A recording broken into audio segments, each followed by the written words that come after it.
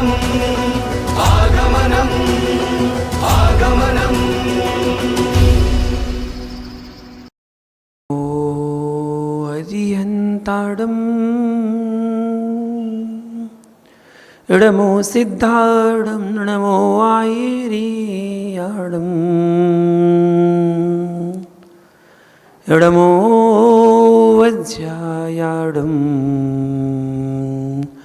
नमो लोये सौ साहूडम। जब ललितानंद सिद्ध परमेष्ठी भगवान ने की, मूल नायक श्री महावीर भगवान ने की, परम पूज गुरुदेव गुणाचार्य श्री विराग सागर जी महामुनि राज्य की, चर्या सुमणि आचार्य श्री विशुद्ध सागर जी महामुनि राज्य की, अहिंसा में विश्व धर्म की।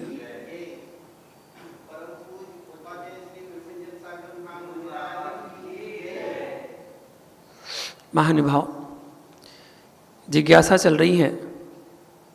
राज की प्रथम जिज्ञासा के साथ जानते हैं 24 भगवान के 1452 गणधर टोटल मिला के, पहले तीर्थंकर से लेकर महावीर भगवान तक के जो 24 तीर्थंकर हुए, उन 24 तीर्थंकरों के कुल मिलाकर गणधर 1452 गणधर हुए। क्या तद्भव मोक्षगामी होते हैं? भगवान महावीर स्वामी के 11 गणधर महावीर स्वामी के बाद मोक्ष कहाँ कहाँ से गए, कुछ उल्लेख मिलता है क्या? जिज्ञासा। जैन गजट 23 मई 1963, उसमें ऐसे ही प्रश्न का उत्तर रतनचंद मुख्तार जी ने लिखा है कि गणधरों के तद्भव मोक्ष का नियम नहीं है, परंतु सूत्र प्रावट टीका श्रुत सागरी टीका में गाथा नंबर 1 प्रश्न नंबर 90 पर तीर्थंकर युवराजयी कहकर गणधरों को तीर्थंकरों का युवराज कहा है। तीर्थंकरों का युवराज। हरिवंश पुराण तृतीय सर्ग श्लोक नंबर 40 आदि में सभी गणधरों को सप्तऋद्धि संपन्न तथा द्वादशांग वेत्ता कहा है, तथा सामान्य केवलियों को भी उनके शिष्यों में गिना है। हरिवंश पुराण आचार्य जिनसेन स्वामी और महापुराण में लिखा है कि चतुर्विरधिका सीति स्पष्ट गणाधिपा एते सप्तर्धि संयुक्ता सर्वे वेद्यनुवादिना। अर्थात ऋषभ देव के 84 ही गणधर 7 रिद्धि सहित थे और सर्वज्ञ देव के अनुरूप थे। परम पूज्य धवला में पुस्तक नंबर 9 में पृष्ठ 127-28 पर गणधर के स्वरूप का कथन है। उसमें उन्होंने उत्कृष्ट अवधि से परमाणु पर्यंत समस्त मूर्त द्रव्य तथा उनकी पर्यायों को जानने वाला गणधर को कहा है। यथा उक्कट्टो ही राणीण असंख्येज लोकमित कालमी तीदानागाद बट्टमाणा शेष परमाणु पेरत मुत्ति दब पज्जायाणम च पचक्षीण जानंतो गणधर देवो गंध कत्तारो। ऐसा वर्णन धवला में आता है। उत्कृष्ट अवधि ज्ञान से असंख्यात लोकमात्र काल में अतीत, अनागत और वर्तमान परमाणु पर्यंत समस्त मूर्त और मूर्त द्रव्य और उनकी पर्यायों को जानने वाले ऐसे गणधर देव ग्रंथकर्ता होते हैं। ऐसा प्रमाण धवला पुस्तक में दिया गया है। ऐसा कहा है। इससे गणधरों के सर्वावधि ज्ञान का होना निर्णीत होता है कि उनको सर्वावधि ज्ञान था। अवधि ज्ञान के 3 भेद, देशावधि, परमावधि और सर्वावधि। और जिसको सर्वावधि ज्ञान होता है वो मोक्ष जाता है। तो इस अपेक्षा से तो सर्वावधि ज्ञान कहा गया है। और सर्वावधि होने से इनके तद्भव मोक्षगामिता सिद्ध होती है। ऐसा 50 टीकाएं तात्पर्य वृत्ति टीका में दिया हुआ है। धवला पुस्तक 13 में श्लोक वार्तिक में 4थे अध्याय में, धवला पुस्तक 13 में पृष्ठ 295-96 में इस विषय में द्रष्टव्य है। अर्थात ऐसा वर्णन वहाँ देखने को मिला है। वहाँ गणधरों को परमावधि व सर्वावधि वाले कहे हैं, अतः उनकी चरम शरीरता अबाधित रहती है, उसमें कोई बाधा नहीं है। भगवान महावीर के 11 गणधरों में से कौन कौन कहाँ कहाँ से मोक्ष गए, तो ऐसा वो कथन पढ़ने में नहीं मिलता है कि कहाँ कहाँ से मोक्ष हुआ।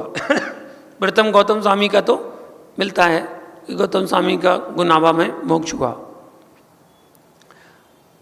इस प्रकार ये सिद्ध होता है कि यहाँ पर गणधर को उसी भाव से मोक्ष मिले, इसमें कोई बाध्यता नहीं है, क्योंकि वो सर्वावधि ज्ञान के धारी होते हैं और ऐसा नियम है, सर्वावधि ज्ञान जिसको हुआ है वो तद्भव मोक्षगामी होता है जी, और मोक्ष जाते हैं। और ऐसा भी कथन पढ़ने में आता है कि गणधर जो होते हैं वो 63 रिद्धियों के स्वामी होते हैं। कुल 64 रिद्धियाँ हैं, तो 64 में 63 रिद्धियों के स्वामी गणधर भी होते हैं। तो गणधरों के पास केवल एक रिद्धि नहीं होती है, वो है केवल ज्ञान रिद्धि, और केवल ज्ञान रिद्धि होते ही वो मोक्ष निश्चित उनका होना ही होना है, केवल ही हो गए वो। इस प्रकार जाना। अगली जिज्ञासा है, अकाल मरण चरमोत्तम देह वालों का नहीं होता, यहाँ चरमोत्तम से तीर्थंकर को ग्रहण करना है या सामान्य कोमली को भी? उपसर्ग सिद्ध किस में आएंगे? जो उपसर्ग सिद्ध हुए वो किस में आएंगे? जैसे पांडव को उपसर्ग सिद्ध कहा जाता है, उपसर्ग हो रहा था और वो मोक्ष चले गए, सिद्ध बन गए।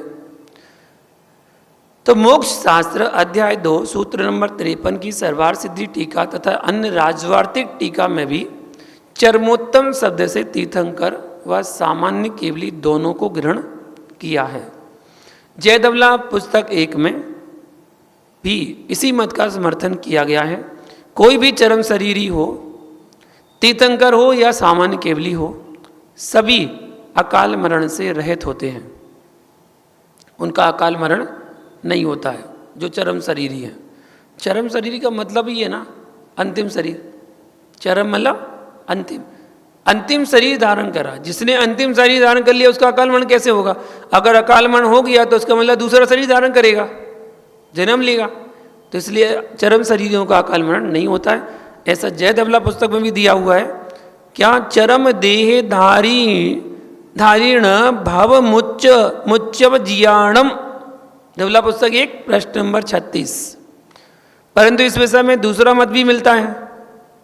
एक मत तो हो गया, दूसरा मत भी मिलता है। कैसा? आचार्य प्रभाचंद्र जी ने तात्पर्थ वृत्ति पद में लिखा है, चरम देहस्योत्तम विशेषणात् तीर्थंकर देहो गृह्यते ततोन्नेषा चरम देहानामपि गुरुदत्त पांडवादीना मायादिना मरण दर्शनात्। ऐसा कहा, मतलब चरम शरीर के साथ उत्तम विशेषण लगा देने से तीर्थंकर का शरीर ग्रहण किया जाता है। उत्तम शब्द जोड़ दिया तो तीर्थंकर का शरीर हो जाता है, क्योंकि चरम शरीरी भी गुरुदत्त पांडव आदि का अग्नि आदि से मरण देखा जाता है, ऐसा वर्णन मिलता है। यही बात श्रुतसागर सूरी ने तत्वार्थ वृत्ति टीका में लिखी है। तत्वार्थ वृत्ति टीका 2 अध्याय 53 नंबर सूत्र। न्याय कुमुद चंद्रोदय में भी प्रभाचंद्र स्वामी ने भी इसी बात को लिखा है कि संपूर्ण चरम शरीरियों के लिए आयु के ह्रास नहीं होने का नियम नहीं है। श्लोक वार्तिक 5वें अध्याय में लिखा है कि चरम शरीरियों में तीर्थंकर परम देवाधिदेव की आयु ही अनपवर्त है। शेष तद्भव मोक्षगामी जीवों की आयु के अनपवर्त होने का नियम नहीं है। यह सिद्धांत स्थिर हो जाता है संजयंत गजकुमार आदि मुनियों ने उपसर्ग सहते हुए मध्य में ही आयु को छिन्न करके मुक्ति लाभ किया, ऐसा उनका वर्णन आता है। इस प्रकार जयधवल पुस्तक 1 सर्वार्थ सिद्धि आदि के अनुसार चरम शरीरी पांडवों का अकाल मरण नहीं हुआ। चरम शरीरी पांडवों का अकाल मरण नहीं हुआ, परंतु सुरुज सागर सूरी प्रभाचंद आदि के मतानुसार उन्हीं पांडवों का अकाल मरण हुआ, ऐसा दो मत मिलते हैं। और यथार्थ पढ़ने में तो यही आता है, आचार्यों के मुख से यही सुना है कि चरम शरीरियों का अकाल मरण नहीं होता है। चरमोत्तम देहा, जो चरम शरीरी होते हैं, उत्तम देह वाले, उनका अकाल मरण नहीं होता और उनका मोक्ष होता ही है, अगला भाव उन्हें नहीं लेना होता है, ऐसा आता है वर्णन। इसी बात में एक और प्रश्न उठता है कि श्रेणिक मरण अपघात रूप था क्या? छायक सम्यक्त्वी ऐसा कर सकता है क्या? मतलब उन्होंने खुद अपने आप को मारा। छायक सम्यक दर्शन को धारण करने वाले, जो तीर्थंकर बनने वाले जीव, तीर्थंकर प्रकृति का बंद कर लिया, क्या वो ऐसा करेंगे? तो पुण्याश्रव कथा कोश प्रश्न नंबर 92 तथा श्रेणिक चरित्र सर्ग नंबर 14 पृष्ठ 357 उस पर लिखा हुआ है, काठ के पिंजरे में बंद राजा श्रेणिक ने अपने पुत्र राजा कुणिक को सामने आते हुए देखकर शीघ्र ही तलवार की धार पर सिर मारा, जिससे तत्काल उनके प्राण पखेरु उड़ गए और प्रथम नरक में गए। इस प्रकार आत्मघात तो श्रेणिक ने किया, फिर भी आयु का कदलीघात अकाल मरण नहीं हुआ। आयु का अकाल मरण नहीं हुआ क्योंकि उन्होंने कभी का पहले से ही नरक आयु का बंद कर लिया था, वो तो बहुत पहले कर लिया था। श्रेणिक चरित्र सर्ग नंबर 9 पृष्ठ 2 से 4। और जिसने आगामी भाव की आयु का बंद कर लिया है, उनके कदलीघात का या अकाल घात नहीं होता, ऐसा कहा गया है। पिछली जिज्ञासा में भी जाना था। परपवी आऊ ये बद्दे पच्चा भुंज माणाऊ अस कदली गादो नथी जहां सरुवीण में वेद दी ती, ऐसा धवला पुस्तक में लिखा है, 10वीं पुस्तक में, कि परभव संबंधी आयु के बंधने के पश्चात भुज्यमान आयु का कदलीघात नहीं होता, किंतु वह जितनी थी उतनी का ही वेदन करता है। अतः श्रेणिक ने तलवार से स्वयं आत्मघात किया, पर अकाल मरण नहीं हुआ, अकाल मरण नहीं हुआ। छठे गुणस्थान तक आयु की उदीर्णा होती है, अतः अवृत्ति छायक सम्यक्त्वी भी आत्मघात कर सकता है। छठे गुणस्थान में भी स्थित मुनि सौपक्रमायुष्क होते हैं। प्रमत्त संयत तक के गुणस्थानवर्ती जीव सौक्रमायुष्क तथा निरुपक्रमा ऐसे दोनों प्रकार के होते हैं। धवला पुस्तक 9 में प्रमाण दिया कि आगे आयु कर्म की उदीर्णा का अभाव होने से गौमटसार कर्मकांड गाथा नंबर 280 अकाल मरण अत्यंत असंभव है। जब कई दो प्रमाण मिलते हैं ना, तो फिर उतल पुतल होने लगती है कि अब प्रमाण कौन सा सही माने, क्योंकि आचारों के प्रमाण है, दोनों आचार के ही प्रमाण हैं और दोनों आचार अलग अलग कह रहे हैं। एक कह रहा अकाल मरण हो सकता है, एक कह रहा नहीं हो सकता है, तो दोनों आचार्यों का कथन है। तो फिर बात आती है उभय वाक्य प्रमाणम पर कि दो सेंटेंस मिल रहे हैं, दो वाक्य मिल रहे हैं, तो उभय वाक्य हैं, आचार्यों की कथन है, मानते हैं। एक अपेक्षा से देखें तो आयु तो पूरी ही खत्म होती है, जितनी आयु मिली है उतनी आयु पूरी खत्म होकर ही मरण होता है। ऐसा सामयिक सार ग्रंथ में कहा है, आयु खे मरणम, आयु के क्षय होने पर ही मरण होता है। जितनी आयु मिली आपको उतनी तो क्षय होनी है, फिर अकाल मरण कैसे होगा? जो आयु आपकी 70 वर्ष में खत्म होने वाली थी, एक एक समय घटता जा रहा था और 70 वर्ष 80 वर्ष में खत्म होने वाली थी, वो आयु पूरी एक क्षण में क्षय को प्राप्त हो गई। एक क्षण में जैसे एक्सीडेंट हुआ और जो आयु के इस निषेक थे 70 वर्ष में खत्म होने थे, वो एक अंतर्मोद में ही तुरंत खत्म हो जाते हैं। ठीक उसी प्रकार जिस प्रकार एक मटकी है, मटकी में पूरा पानी भरा हुआ है और पानी में एक हल्का सा बिंदी बराबर एक छेद है, और छेद में से एक एक बूंद पानी गिर रहा है, एक एक बूंद, और वो मटकी पूरे 24 घंटे में खाली होती है। 24 घंटे लगते हैं उस मटकी को खाली होने में। लेकिन कुछ बच्चे खेल रहे थे गिल्ली डंडा, और उनकी गिल्ली जाके उस मटकी में लग गई। जैसी लगी तो मटकी फूट गई। तो जो पानी 24 घंटे में ख़त्म होना था वो पानी एक क्षण में ख़त्म हो गया। तो जो आयु हमारी 70-80 वर्ष में ख़त्म होनी थी वो एक क्षण में एक्सीडेंट में ख़त्म हो गई।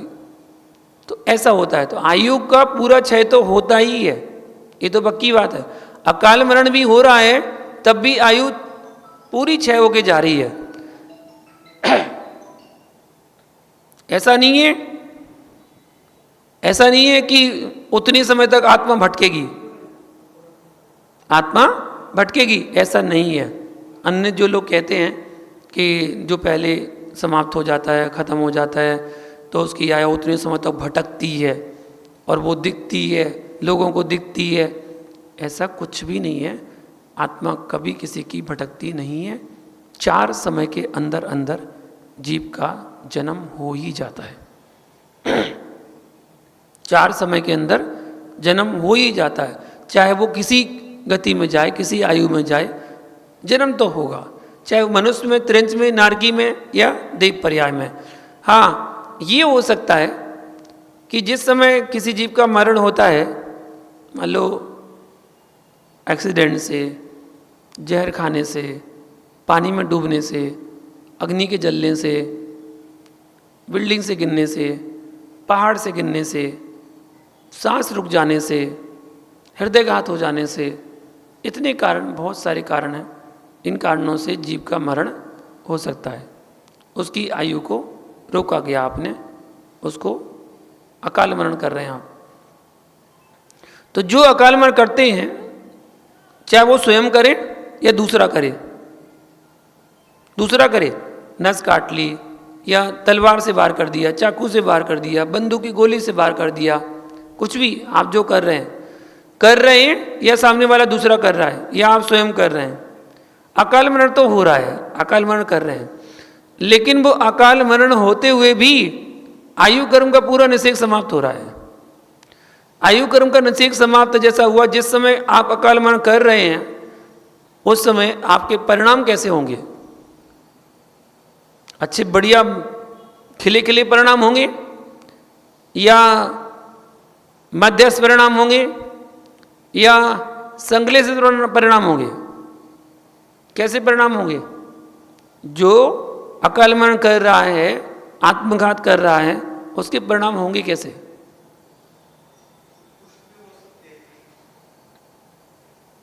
काका कभी भी नहीं हो सकते, कभी भी नहीं। उत्कृष्ट परिणाम कभी हो ही नहीं सकते, क्योंकि जिसके उत्कृष्ट परिणाम होंगे वो कभी अपने बारे में मरण करने की सोचेगा भी नहीं, उसके मन में विचार भी नहीं आएगा। जिसके उत्कृष्ट परिणाम होंगे वो तो कहेगा कितने भवों के पुण्य के उदय से तो मनुष्य पर्याय मिली है, हम उसको ऐसी गवा दें क्या? नहीं, उत्कृष्ट परिणाम वाला कभी भी अकाल मरण नहीं कर सकता। अकाल मरण करने का केवल एक ही कारण है, वो है संश्लेषित परिणाम। जिस समय संश्लेषित परिणाम होते हैं उसी समय व्यक्ति ऐसी क्रिया करने के बारे में सोचता है। कोई बच्चा है, नंबर कम आए, फेल हो गया, अच्छे परिणाम होंगे, उत्कृष्ट परिणाम होंगे, नियम से संश्लेषित परिणाम होंगे कि ये कैसे हो गया, ये कैसे हो गया, मुझे तो अच्छे नंबर चाहिए थे, मैंने तो अच्छे लिख के आया था और उसके नंबर ज़्यादा आ गए। उसके परिणाम जो चल रहा है उथल पुथल वाले चल रहे हैं, इसलिए उसने आत्मघात कर ली। पानी में डूब के, जब जो डूब रहा है ना, तो बताओ कौन चाहेगा कि मैं डूब के मर जाऊं? कोई नहीं चाहेगा। अगर जो डूब रहा होगा ना, पूरी कोशिश करेगा हाथ छटपटाने की, चिल्लाने की, बचाओ बचाओ चिल्लाएगा। अगर वो तैर नहीं पा रहा है तो कुछ ना कुछ प्रयास करेगा। उसके परिणाम कैसे होंगे? संश्लेषित परिणाम। जहर खा रहा है, व्यापार में घाटा लग गया, या कर्जा बहुत हो गया है, लेन देन वाले बहुत हैं, परिणाम कैसे हैं? संश्लेषित परिणाम है। तभी तो वो खा रहा है जहर कि मुझे जीना नहीं है, मैं कर्जा चुका नहीं पाऊंगा, मैं क्या करूंगा, इसलिए मर रहा है। जिस समय आग लगा रहा है ना वो अपने आप को मरण कर रहा है, तो चुपचाप ऐसे करके नहीं बैठ जाएगा कि हाँ भाई जला दो। पीड़ा तो होगी, वेदना तो होगी। जिस समय वेदना होगी ना उस समय उसके परिणाम संक्लेशित ही होंगे, और जब संक्लेशित परिणाम होंगे तो दुर्गति निश्चित ही है, होनी है निश्चित। अब दुर्गति कौन सी होगी? देखिए क्या बात बता रहे हैं आचार्य भगवान। देव पर्याय में जा रहा है वो, संक्लेशित परिणाम करने वाला देव पर्याय में जा रहा है, क्योंकि कसाय सहित कर रहा है वो, उसकी कसाय बंधी हुई है। इसलिए अगर उसने पहले कोई देव गति का बंध नहीं किया है, पहले आयु कर्म का बंध नहीं किया है, अब वो देव गति का बंध कर रहा है। लेकिन देव गति में क्या हो रहा है? उसकी दुर्गति, देव दुर्गति। देव आयु का बंध हो रहा है, देव दुर्गति में जा रहा है। कौन सा देव बनेगा? भवनवासी व्यंतर, यही बनेगा। और फिर जन्म लेते ही मिथ्यात्म जन्म लेगा, और अंतर मुहूर्त में समय दर्शन प्राप्त करने की योग्यता आ जाती है, कर सकता है, लेकिन नहीं किया। अवधि ज्ञान हो गया। अवधि ज्ञान से उसने जाना मैं कहाँ था, कहाँ से आया, मेरा जन्म कहाँ हुआ, मेरा मरण कैसे हुआ था, उसने जान लिया, इसके कारण मेरा मरण हुआ। क्या करेगा वो? आएगा द्वेष वसात आएगा। आपसे द्वेष है ना, द्वेष वसात आएगा, जरूर आएगा। और आके फिर उसी रूप में, जिस रूप में आपने उसके साथ गलत किया था, उस रूप में वो आपको दिखेगा। भयंकर देव है, वैकृत शरीर है, कोई भी रूप बना सकता है, कोई भी रूप बना के आपके सामने आएगा। आपको क्या लगेगा? उसकी आत्मा भटक रही है, ऐसे मर गया था ना इसलिए उसकी आत्मा भटक रही है। आत्मा ना भटक रही, वो देव गति में चला गया, भयंकर देव बन गया। भयंकर देव के कितने भेद? 8 भेद। किन्नर, किम पुरुष, महूरग, गंधर्व, यक्ष, राक्षस, भूत, पिशाच, ये 8 प्रकार की जातियां होती हैं भयंकर देवों की। उन 8 प्रकार की जाति में कोई भी देव में जन्म ले लिया, उसने जन्म ले लिया, और वहां पर अंतर्मुहूर्त, मात्र अंतर्मुहूर्त 48 मिनट के अंदर अंदर तो वो युवा हो गया, युवा हो गया, अवधि ज्ञान हो गया, सब कुछ मिल गया। अवधि ज्ञान से उसने जान लिया आ सकता है, कहीं दूर थोड़ी जाना, यही मध्यलोक में तो आना है, मध्यलोक में जन्म लिया है, मध्यलोक में आना है, तुरंत आ जाएगा वो तो कोई बुराई नहीं है। तो जिस समय अकाल मरण होता है उस समय संक्लेशित परिणाम होते ही हैं, उस समय उसकी दुर्गति का बंध होता है। कोई त्यागी वृत्ति है, कोई संयमी है, और संयमी को रोग हो गया, कोई असाध्य रोग हो गया जिसका कोई इलाज नहीं हो पा रहा है, कोई इलाज नहीं हो पा रहा उसका, और डॉक्टरों ने भी कह दिया कि मुश्किल है, बचना मुश्किल है। अब यदि वो परभव संबंधी आयु का बंध नहीं किया, उसने परभव संबंधी आयु का बंध नहीं किया, मिलना तो देव पर्याय है क्योंकि संयमी है, उन्हीं बनाए हैं, तो संयमी है तो निश्चित उसको देव पर्याय तो मिलनी है। त्रेंच में जाएगा नहीं, नरक में जाएगा नहीं, मनुष्य बनेगा नहीं, ठीक है, देव पर्याय में जाना है संयम के प्रभाव से। अब देव पर्याय में जाएगा, उस समय उसके परिणाम कैसे हैं? जीवन भर उसने साधना की, अच्छी साधना की, और परिणाम उसके अगर अच्छे चल रहे हैं और वो भावना आ रहा है, ये तो रोग शरीर को हुआ है, आत्मा को थोड़ी रोग हुआ है। आत्मा तो निरोगी होती है, आत्मा में कोई रोग होते ही नहीं है, शरीर में रोग है। ये रोग मेरे शरीर को तो अलग कर सकता है, मेरी आत्मा को क्या अलग करेगा? ऐसे उत्कृष्ट परिणाम है, उसका नियम से पंडित मरण होगा। और ऐसे परिणाम नहीं हुए, अरे बताओ कहाँ से कहाँ ये रोग हो गया, अब बताओ ऐसे रोग हो गया और पीड़ा हो रही है, इतना तकलीफ हो रही है, कोई देखने वाला नहीं, कोई ध्यान रखने वाला नहीं है, ऐसे परिणाम हो रहे हैं, तो कौन सी गति का बंद कर रहा है? देव आयु में तो जाएगा लेकिन असमाधि हो जाएगी, कुछ समाधि हो जाएगी, खोटी समाधि हो जाएगी, और फिर देव दुर्गति निश्चित है। किसी और से पूछने मत जाओ, आप तो स्वयं जानते हैं कि आपकी कौन सी गति होने वाली है, किसी दूसरे से क्या पूछना। किसको हाथ दिखा रहा है, किसको कुंडली दिखा रहा है, किसको वास्तु दिखा रहा है, किसको मंत्र कर रहे हैं, क्या करना है? आप तो स्वयं जानते हैं कि आपकी गति क्या होने वाली है। हमारा जैन सिद्धांत तो बड़ा सटीक सिद्धांत है। आप तो स्वयं अनुभव कर लो अपना, आपके कर्म कैसे कर रहे हैं। दूसरा क्या बताएगा? आप अपनी खुद देखो। आप भगवान का रोज अभिषेक करने आ रहे हैं, रोज पूजा पाठ कर रहे हैं, सामने वाला तो आपको ये देख रहा है कि बहुत अच्छे भैया हैं, रोज पूजा पाठ करते हैं, रोज जाप करते हैं, रोज अभिषेक करते हैं। वो तो ये देख रहा है, तुम्हारे अंदर क्या चल रहा है कौन देख रहा है? वो तो स्वयं देख रहे हैं ना आप। अंदर आपके कैसे परिणाम हैं?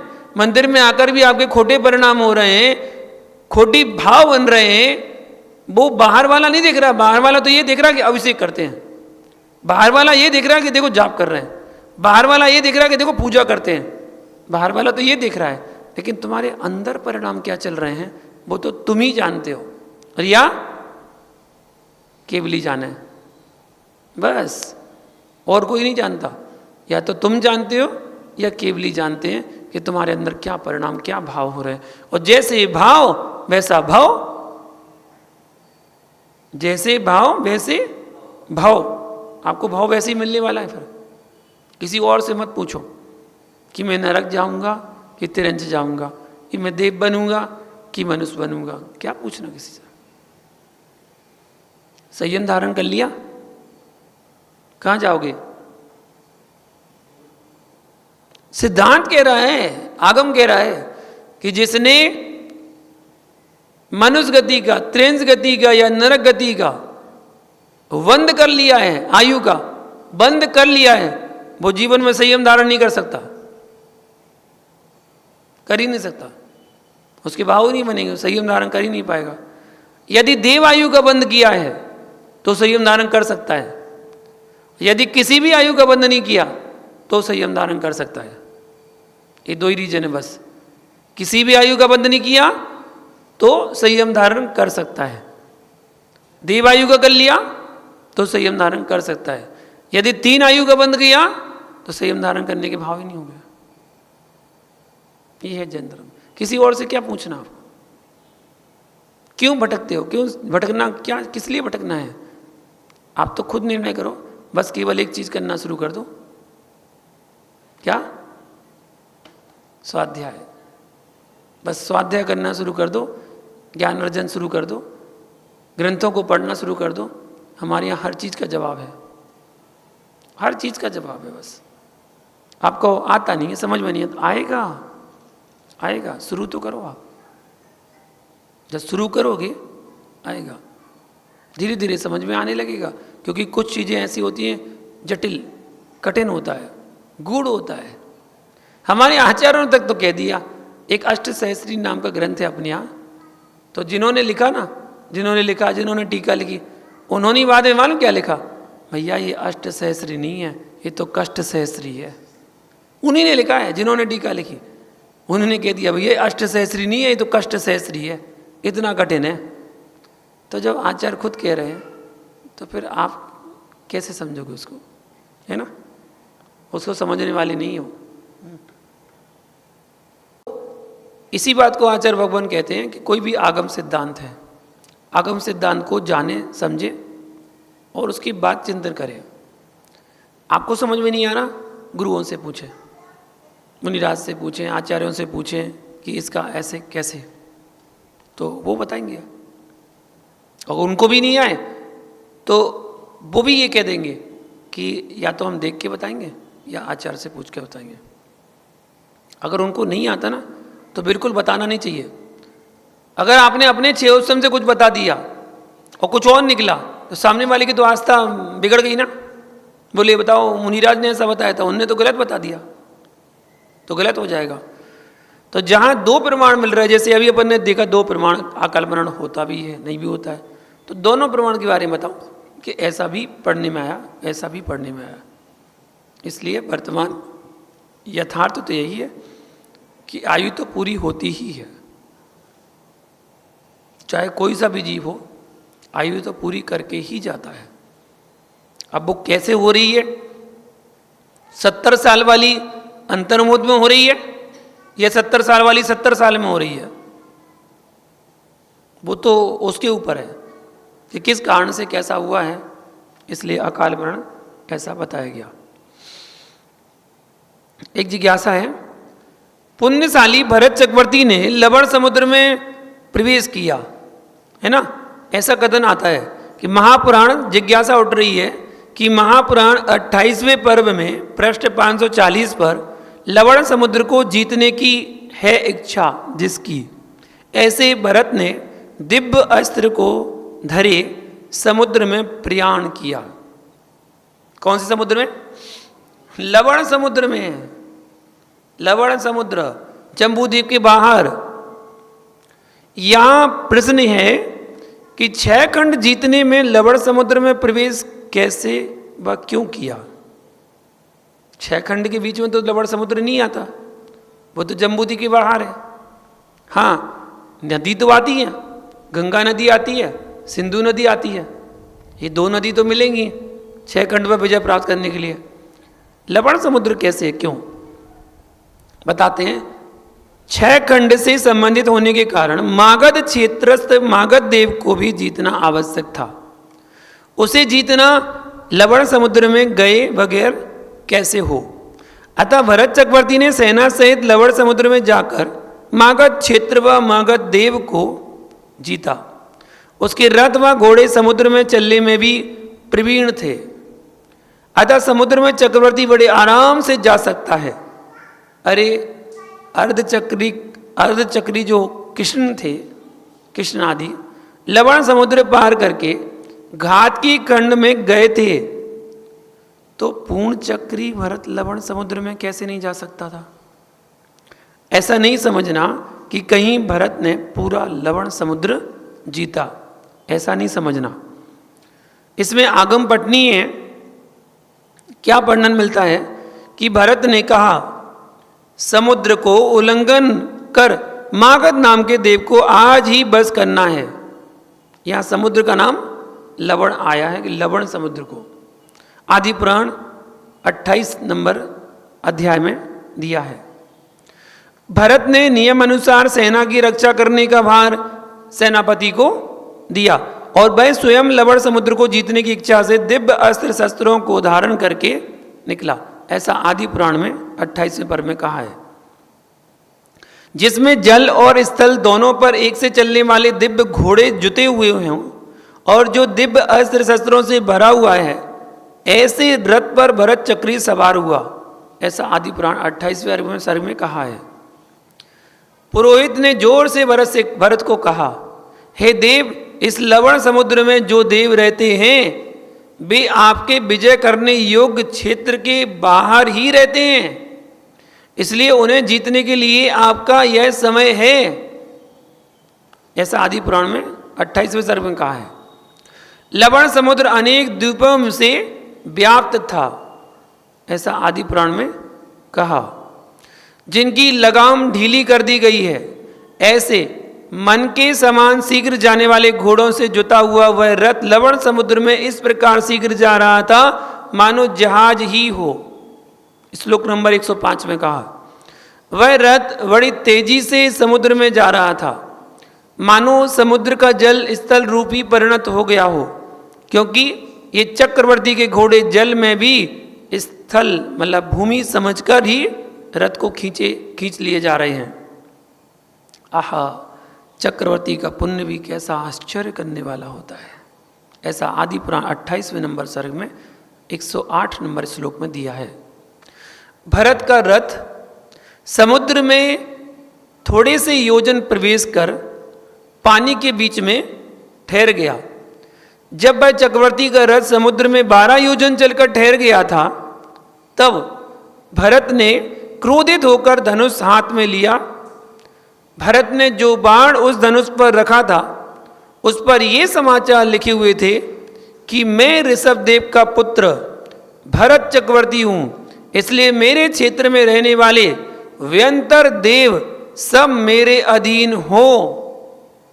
वज्रपात के शब्द को जीतने वाला शब्द करता हुआ वह बाण आकाश से मागध देव के निवास स्थान में जा पड़ा। ऐसा आदि पुराण 28वें सर्ग में 114 नंबर श्लोक में लिखा हुआ है। बिना किसी परिश्रम के समुद्र को उल्लंघन कर मागध देव को जीत लिया, ऐसा 214 नंबर श्लोक में कहा है। मागध क्षेत्रस्थ मागध देव को जीतकर समुद्र में जाकर भरत ने व्यंतर के स्वामी वर्तनु देव को भी जीत लिया। ये सब क्षेत्र समुद्र में है, आदि पुराण में 29वें सर्ग में बताया है।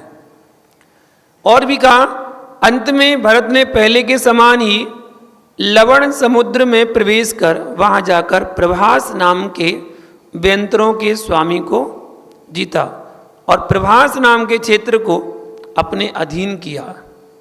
इस प्रकार लवण समुद्र में प्रवेश कर तत्रस्थ मागध, प्रभास व वर्तनु क्षेत्रों व इन नामों के देवों को अपने बस में किया।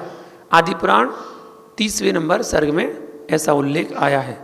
भरत के पास जल व स्थल दोनों जगह चलने वाले 18 करोड़ घोड़े थे।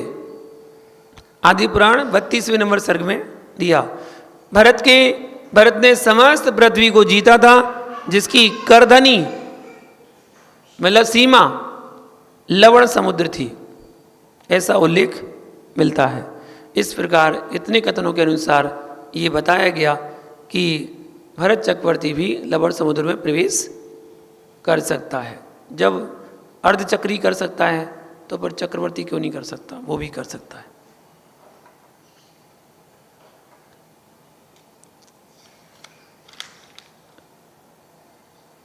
एक जिज्ञासा और जानते हैं। यहाँ जिज्ञासा की जा रही है, मानस स्तंभ में प्रतिमा किसकी विराजमान की जाए। जो मानस स्तंभ बनता है उसमें प्रतिमा किसकी विराजमान की जाए। मानस स्तंभ में तो अरंत की प्रतिमा विराजमान होती हैं और होती हुई शास्त्र में वर्णित है, परंतु अब विद्वान तीर्थंकर की प्रतिमा विराजमान करने लगे हैं।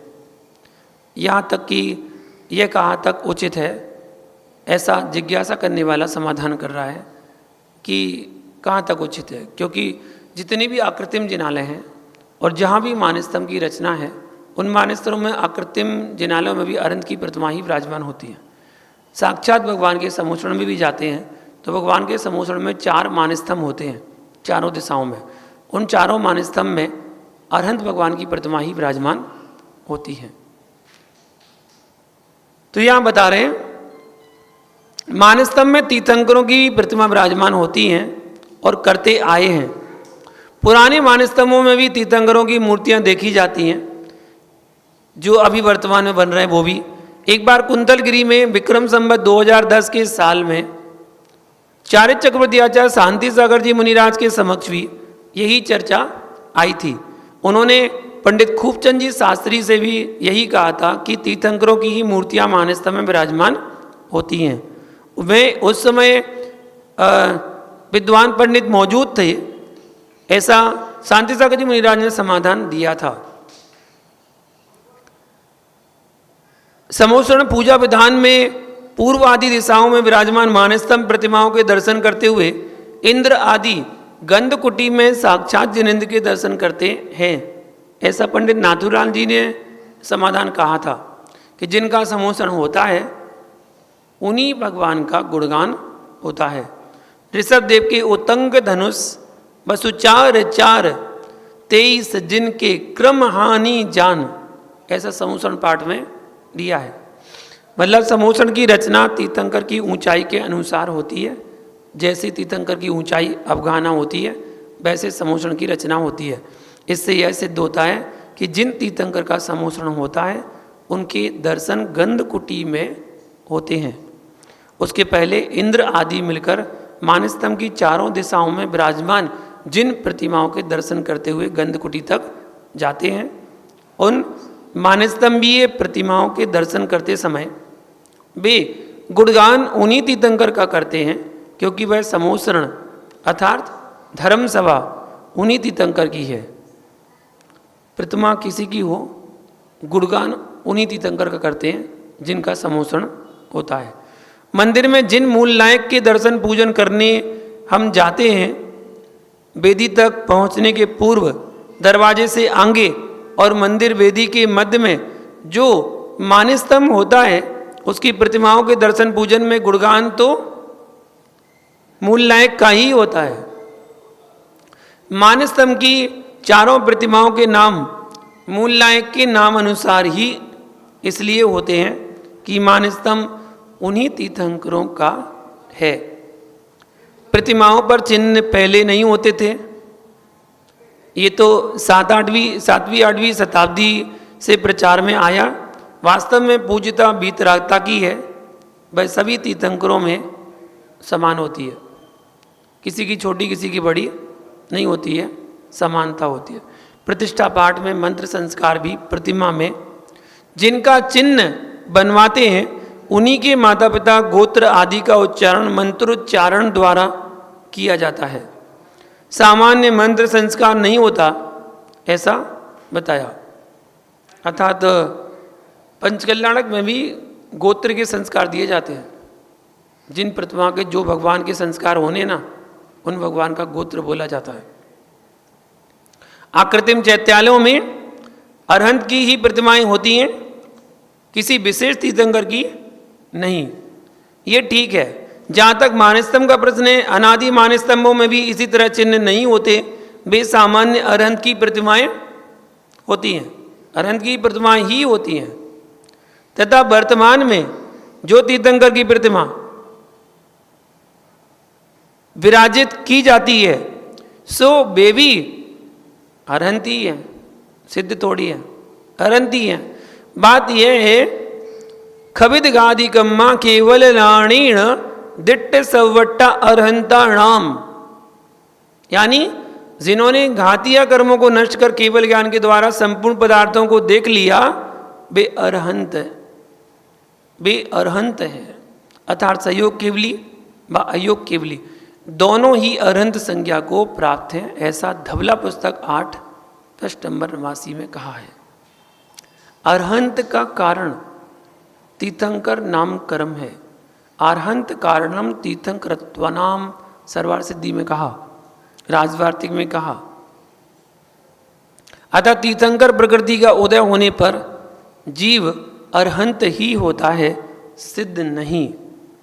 तीर्थंकर प्रकृति का उदय भी 13वें तथा 14वें इन 2 गुण स्थानों में ही होता है, ऐसा राजवार्तिक 9वें अध्याय में 36 नंबर सूत्र में कहा गया है। और गोमटसार कर्म कांड 263 से 277 नंबर गाथा में कहा है। इस प्रकार चूंकि 13वें व 14वें गुणस्थान वाले ही तीर्थंकर कहला सकते हैं, यही परमार्थ है। बस इतनी शर्त है कि उनके तीर्थंकर प्रकृति नाम कर्म का उदय हो। जो 13वें 14वें गुणस्थान में विराजमान है वे सब नियम से क्या है? अरहंत।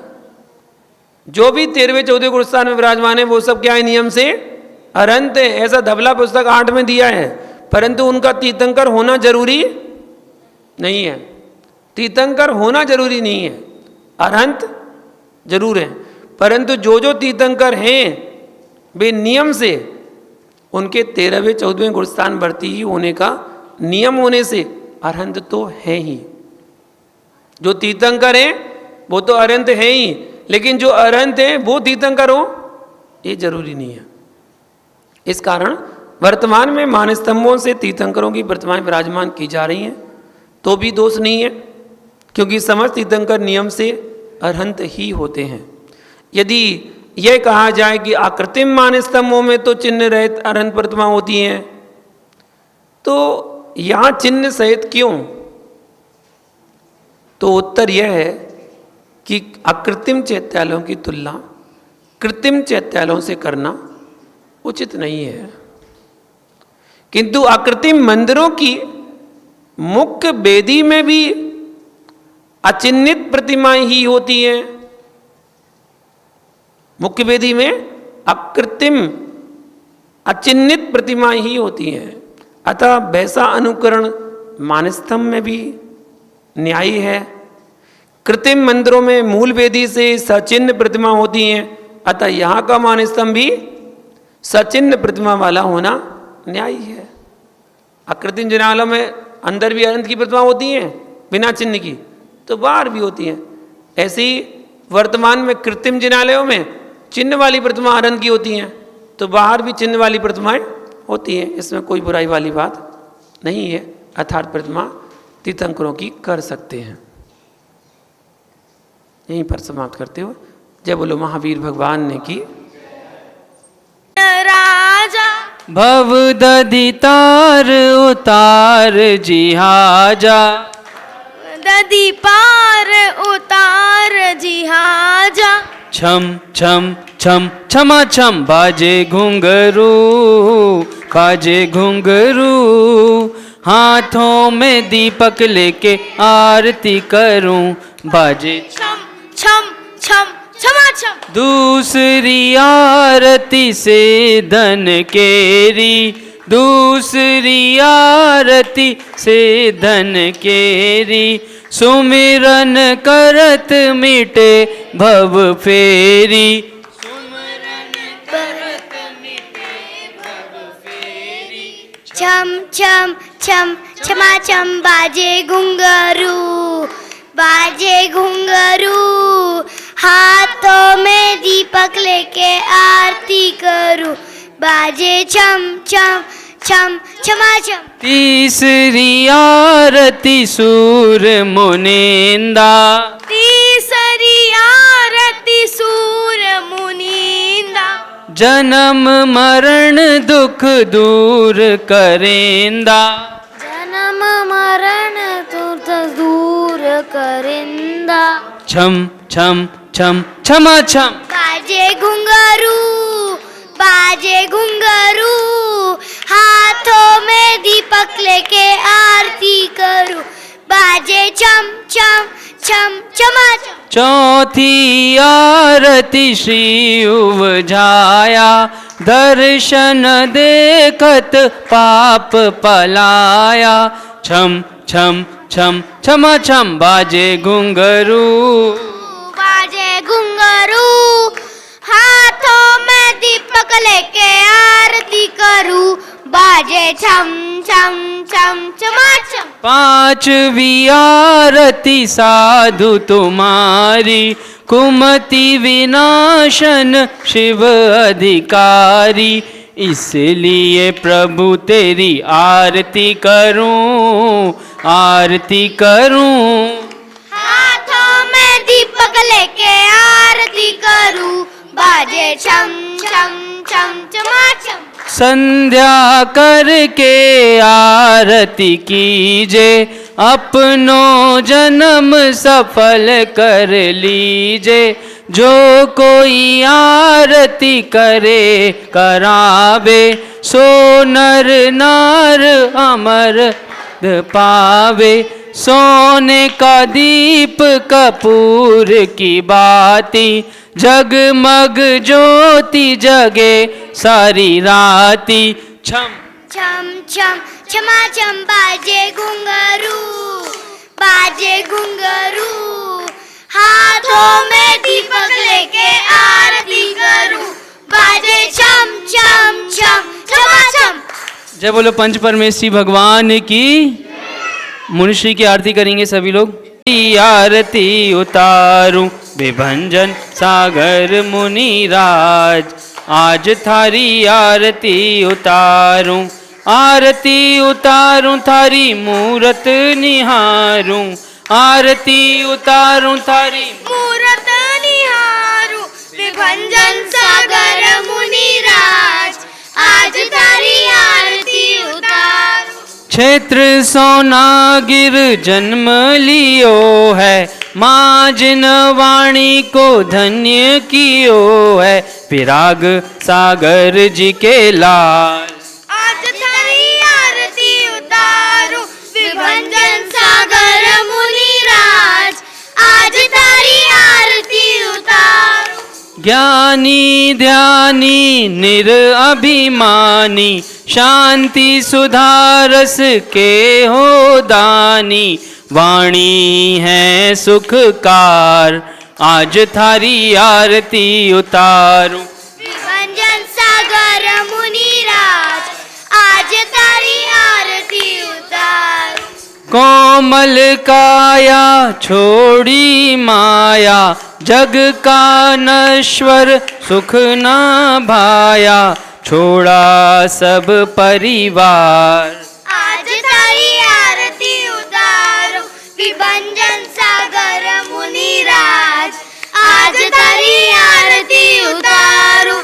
मोक्ष वधु तुमको अति प्यारी, गुरु महिमा तुमसे जग जानी, करो जगत उद्धार। आज थारी आरती उतारो विभंजन सागर मुनिराज, आज तारी आरती उतारो।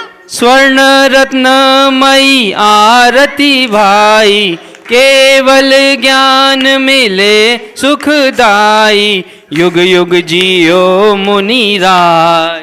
आज तारी आरती उतारो विभंजन सागर मुनिराज, आज तारी आरती उतारो।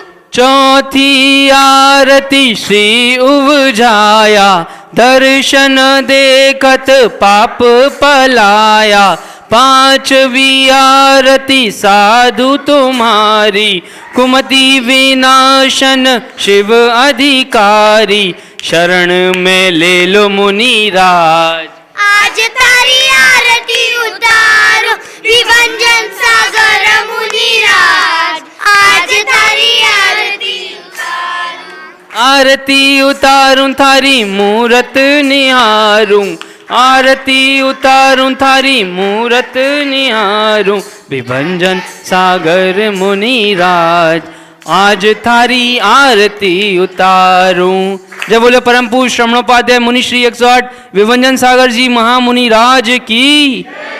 हे गुरुदेव नमोस्तु नमोस्तु नमोस्तु।